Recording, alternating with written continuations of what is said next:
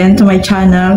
Finally, we're back home na po mga kasukay, mga kalinga. Pero ano pa rin, enjoy at masaya pa rin po tayo mga kasukay, mga kalingap, dahil sa mga nangyari sa daet na syempre unforgettable yun, na hindi natin makakalimutan. Masaya tayo kasi na-interview natin si Beyonce. Hindi naman na-interview, naibigay natin yung regalo natin sa kanya. At syempre, yung pinakamimitihin namin na ma-interview itin si Kalingap Edo. So sa mga hindi pa po nakapanood nung interview ko kay Kalingap Edo, panoorin nyo po, naka-upload na po yun.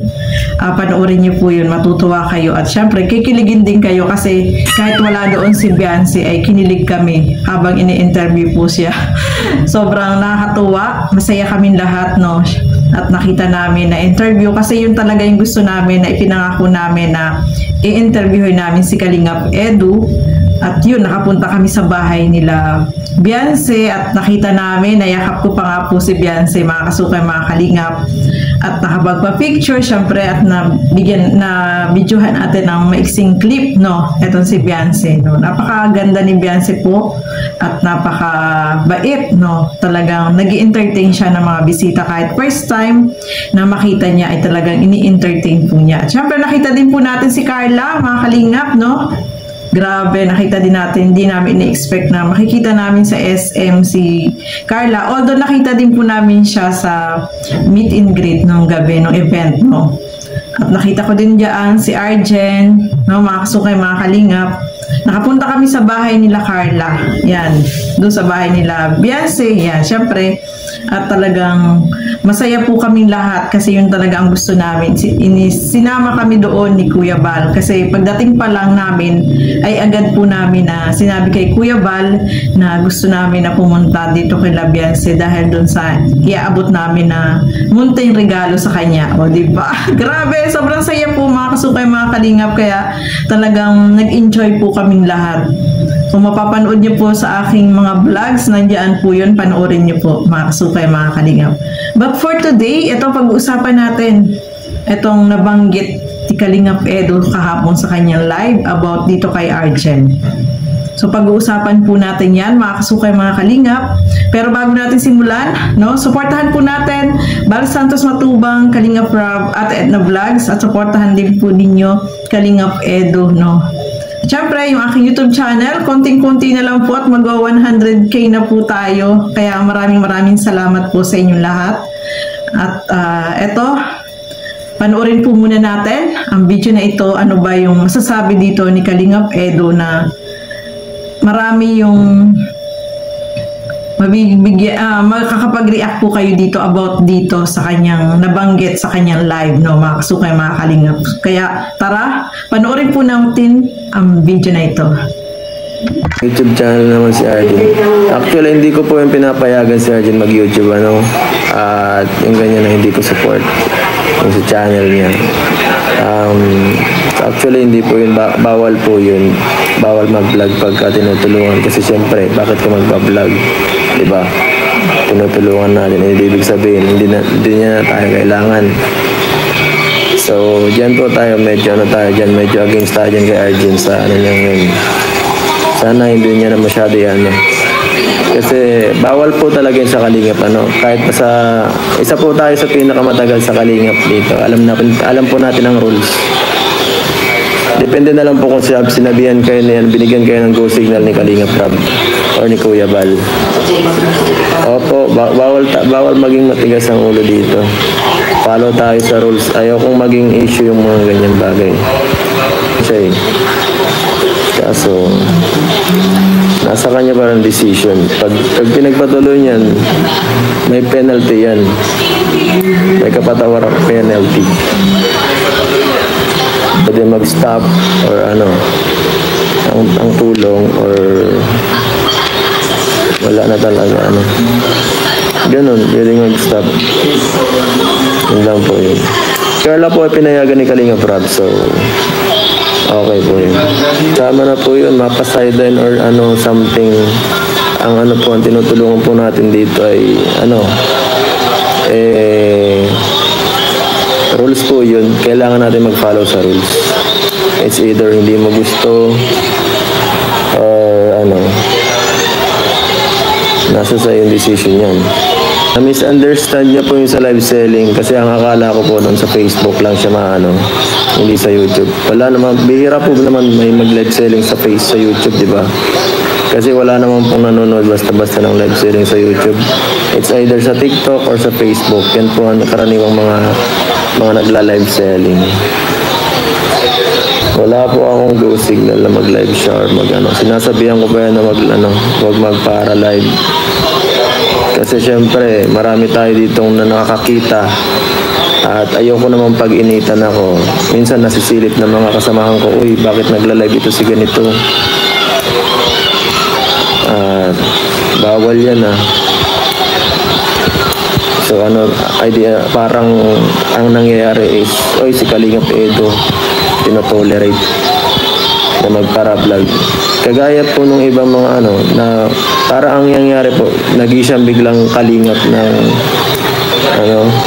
kalingap partner ng walang ng tawag dito, ng walang hindi dumaan sa proseso ni kagaya ng mga kalingap partners ni Kuya Bal.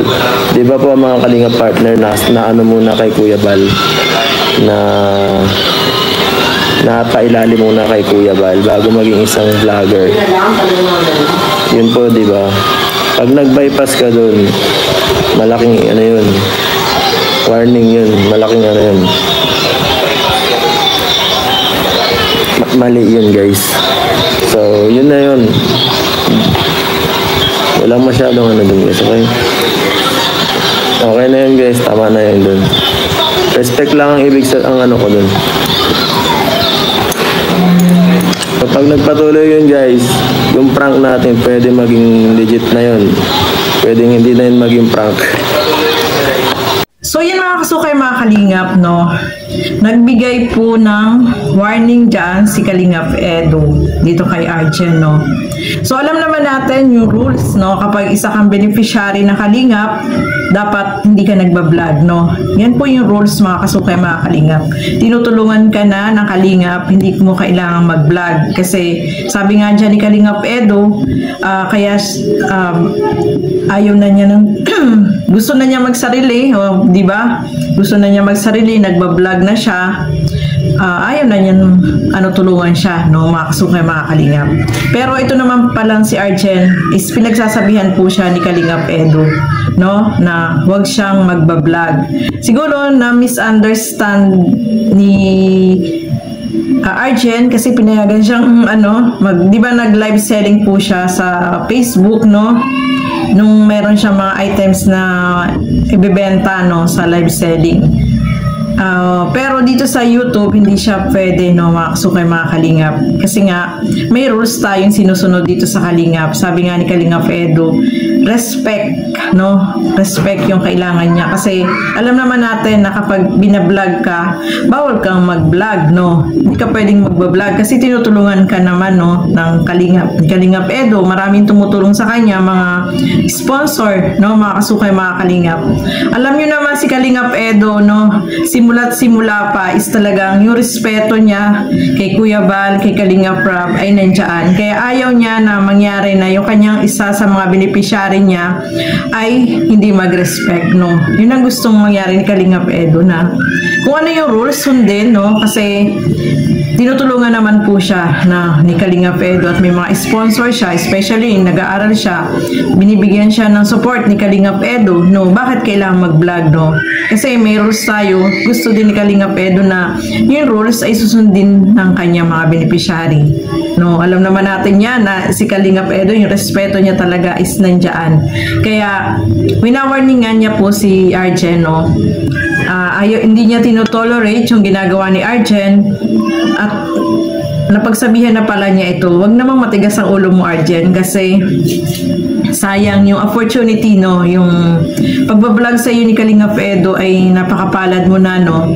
Sabi nga dyan ni Kalingap Edo is kung kukuhain siya ni Kalingap Rob na maging Kalingap Angels ay maganda, mas maganda, no, kasi mapupunta siya sa main channel ni Kalingap Rob na mas marami yung tutulong sa kanya, no.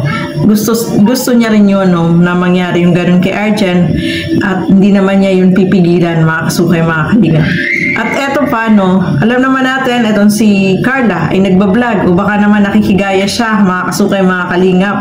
Etong si Carla is pinayagan niya ni Kalingap Rob na mag-vlog. Huwag siyang makikigaya kay Carla, no? Kasi si Carla ay merong basbas ni Kalingap Rob. Si Arjen po ay walang basbas ni Kalingap Edo, kaya wag na niyang ituloy yung kanyang pagbablog kasi sabi nga ni Kalingap Edo, baka yung tulong na ibinibigay niya ay mawala, no? Kasi hindi siya susunod, matigas yung ulo niya kasi pinagsabihan na pala siya. So dapat sumunod siya at maging yung respeto niya kay Kalingap Edo ay dapat nandoon, no, mga kasukay, mga kalingap. Sabi nga ni Kalingap Edo, baka yung prank nila, dati di ba na prank po si Arjen ni Kalingap Edo, baka yung prank na yun ay maging legit na hindi na siya tulungan, o di ba? Kaya wag niya sayangin yung pagkakataon, no. Kung ako sa kanya, wag na niya ituloy yung kanyang ginagawang pagbablog, no. Kasi nakikita din natin nagbablog po siya, no, live siya. Kahit live lang po yan, bawal po yan, no, kasi may rules na sinusunod nga, no, na ang beneficiary ng Kalingap ay dapat hindi nagbablog. Sundin niya yun at mamimaintain yung kanyang yung binibigay na tulong sa kanya, kaya wag niyang sayangin yung opportunity na yun. Kasi sa pagbablog po, mga kasukay, mga kalingap, hindi naman po permanent ang views, no. Ngayon marami kang views, sa isang araw wala kang views, may time na sa isang buwan may sahod ka, sa sunod na buwan wala kang sahod. Ganyan po sa sa YouTube, no, mga kasukay, mga kalingap. Kaya maganda na yung meron siyang tumutulong sa kanya, kagaya ni Kalingap Edo na sumusuporta, especially sa pag-aaral niya. May mga sponsor na tumutulong sa kanya. Huwag niya sayangin yun, no? Kaya winawarningan siya ni Kalingap Edo na itigil na niya yung ginagawa niyang pagbablog. Yun lang po yun, no, mga kasukay, mga kalingap. Huwag matigas ang ulo at irespeto yung ginagawang pagbablog sa kanya ni Kalingap Edo, no, mga kasukay, mga kalingap. So, ayan, napanood po natin yan, mga kasukay, mga kalingap. At ano po ba yung masasabi ninyo dito sa sinabi ni Kalingap Edo? Just comment down below and babasahin po natin yan, mga kasukay, mga kalingap.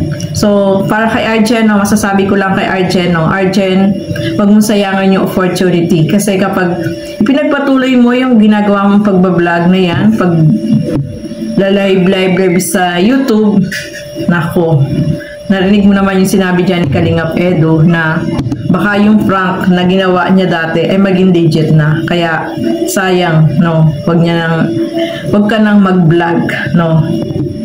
So ayan, mga kalingap, maraming salamat po sa inyong panonood at hanggang sa muli, keep safe everyone. Thank you for watching. Mabuhay po tayong lahat. Bye bye.